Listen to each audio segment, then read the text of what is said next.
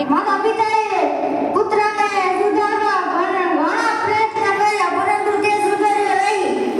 એકથી પિતાએ કહ્યું, બેટા, જે મારું છે એ તારું છે બધું, પણ તારે શરત એ છે કે તારે કમાવીને દેખાડવું પડશે.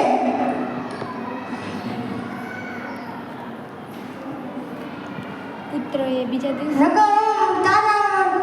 તને મારામાંથી એક પણ પૈસા નહીં મળે.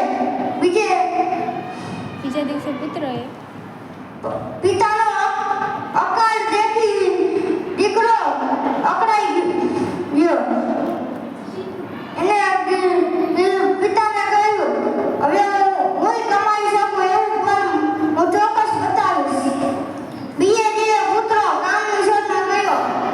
તેને ફરતા ફરતા લારી ખેંચવાનું કામ પડ્યું. એક ગોડાઉનમાંથી અનાજની મૂળ ઉપાડી બીજા ગોડાઉનમાં લારીમાં લઈ ઉતારવાનું. આખો દિવસ કાળી મજૂરી કરીને તેને 1 રૂપિયો મળ્યો. તેના શેઠે તેને 1 રૂપિયો દીધો. 1 રૂપિયો લઈને તે ઘરે આવ્યો અને પપ્પાને 1 રૂપિયો દીધો. પછી પિતાએ ઘરની પાછળ વાળામાં એક કૂવો હતો, એમાં એક રસો નાખી દીધો. થોડા દિવસ એમ જ ચાલ્યું. દીકરો પૈસા કમાવી આવે ને એ પિતા કૂવામાં નાખી દે.